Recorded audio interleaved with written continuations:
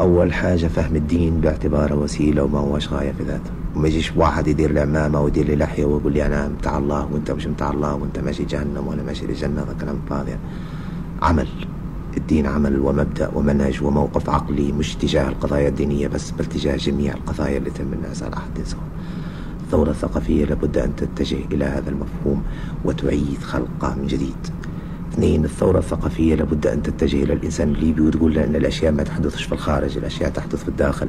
أنا لما يكون عندي شجرة مهما نجي نكرها من فوق الشجرة ما تكبرش، الشجرة تكبر من داخلها، الأشياء تنمو من الداخل، مواقف عقلية.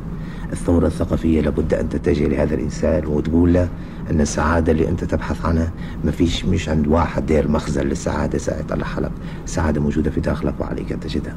الثورة الثقافية لازم تتجه للإنسان الليبي وتقول له العالم مش مخلوق على هواك أنت بالذات، أنت شنو تبي. العالم له قوانينه، إذا أنت اكتشفت هذه القوانين وعرفت تعيش معها ستعيش.